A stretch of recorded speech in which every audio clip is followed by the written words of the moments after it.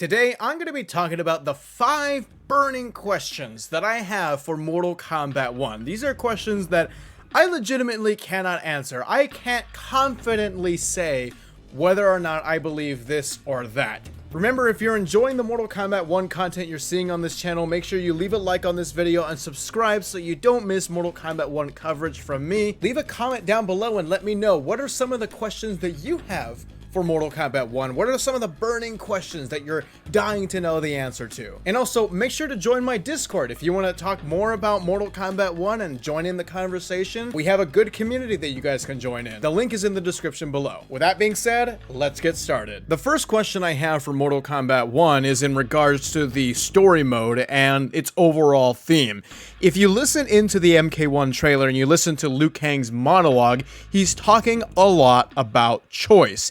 He's talking about peace and prosperity or bitter rivalry. He's talking about sworn enemies or united as brothers. He's talking about peace or choosing to defy peace. It seems like choice is a huge theme in this trailer, and so I'm asking, is that going to be a huge theme in the actual story mode? Are we going to be able to make different choices and choose our own paths in the story mode, and depending on what we choose, different outcomes will play out? That would be incredibly interesting and very innovative for a Mortal Kombat story mode. That doesn't happen. We've never had something like that, besides maybe the endings of MK11 and Injustice 2, where you get to choose your own ending and stuff like that.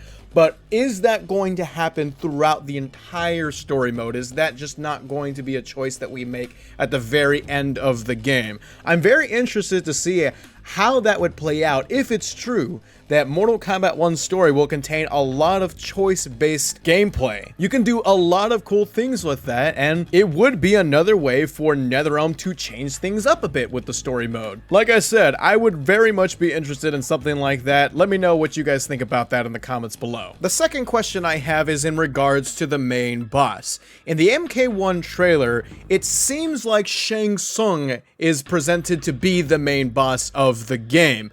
However, I believe this could be a misdirect, because they never show the main boss in their announcement trailers. I know Kronika was in MK11, but that was done in a way where it was being very subtle and it was being very vague, so it was a big mystery on what exactly Kronika was at the time. But in this trailer, there is no subtlety. Shang Tsung is just there and presented as this big figure killing everybody and then eventually dying. I don't think NetherRealm would do that if Shang Tsung was the main boss. Plus, he is a pre-order bonus, and main bosses are usually they never have been pre-order bonuses before. So the big question remains, who actually is the main boss? Is Shang Tsung not really the main boss? I don't believe so. I actually think it might be Onaga. I do believe that there's a good chance Onaga will be the main villain of this game, because a lot of people have been asking for him. He's the only boss character that NetherRealm hasn't done yet, and I don't know, I just get this feeling that Shang Tsung is an actual misdirect for the trailer, and there's actually something bigger that's going to be happening in the MK1 story mode. But we'll have to see, time will tell, and I guess I just found a new YouTube video topic, huh? The third question I have for MK1 is, who is that SubZero that we see in the trailer? Is that Bi-Han? Is that Kuai Liang? Or is that an entirely new SubZero? Remember, NetherRealm and Ed Boon have said that this story is going to have a lot of reimagined characters and a lot of reimagined origins. So what if this time around, Bi-Han is the main SubZero and not Kuai Liang? One thing to point out is that this SubZero does not have the scar. Kuai Liang is famous for having the scar. Bi-Han does not have the scar. But just because SubZero doesn't have a scar doesn't mean that it is not Kuai Liang. We have seen Kuai Liang without the scar before. Or like I said, it could be none of them and it could be an entirely new SubZero. I do think that it's going to be Bi-Han or Kuai Liang, but I'm actually going to bet money that this one might be Bi-Han. I don't know, I'm just getting this weird feeling that Bi-Han is the SubZero of this game, but we'll have to see. I can't really answer this question with full confidence, but if I had to, I'm gonna say Bi-Han. The fourth question I have is in regards to Scorpion, and I have to ask, is Scorpion not a Spectre anymore? Does he not use Hellfire anymore? The reason I ask this question is because when you look at SubZero's introduction in the trailer, everything surrounding him is freezing.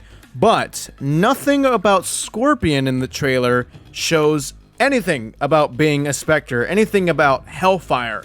And usually in the Mortal Kombat trailers in the past, you always see fire and flames surrounding Scorpion. This time around, it's just his spear. I think this may have been done on purpose. And honestly, I don't really know how I feel about playing as a Scorpion where you can't use Hellfire moves. That would be really bad, but it's a burning question, no pun intended, it's a burning question that I have. But at the same time, I could be looking too much into this, but you have to admit I have a point. Every single time Scorpion has showed up in an announcement trailer, he's always surrounded by Hellfire. This time, he isn't. Was that done on purpose? Or again, am I looking too much into it? You guys can let me know in the comments below. And the last question I have, the biggest question I have, is in regards to Cameo Fighters. Remember, Cameo Fighters are going to be the new gimmick, the gameplay gimmick for this game. They're going to be assist characters. So you pick your main character from the roster, and then you pick a Cameo Fighter, you pick an assist, and that will also be a Mortal Kombat character that you can tag in, and they will come on the screen and either start your combo, extend your combo,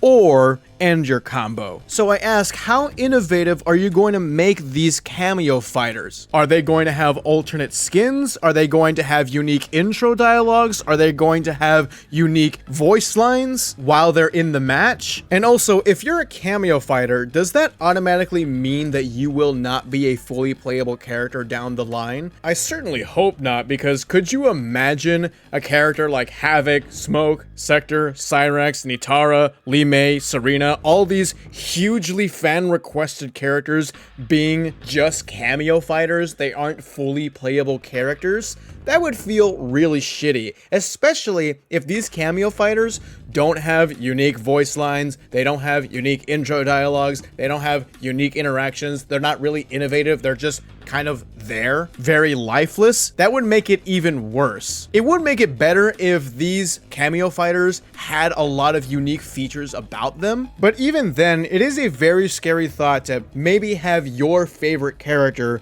only be a cameo character and not a fully playable character. Especially if you're a Havoc fan, a Reiko fan, a Smoke fan, a Sector and Cyrax fan. Could you imagine? You've been waiting years to play as these characters again, and they're in the game, technically, yes, but you can't fully play as them as fully playable characters with their own unique stories, their own unique skins, their own unique dialogues and all that. That's what makes the character special, and having that character in the game but taking away all the things that make a character special seems like it would be pretty disappointing. But we'll have to see. I'm willing to give this a chance. I think there's a lot of cool things that you can do with the Cameo Fighter feature. There's still so much that we don't know, and I would rather wait and see before I have a full judgment on it. And there we have it, guys. Those are the 5 burning questions that I have for MK1. You guys can let me know what questions you have in the comments below. If you enjoyed this video, make sure you drop a big thumbs up and subscribe for more Mortal Kombat 1 content. I will see you all in the next video.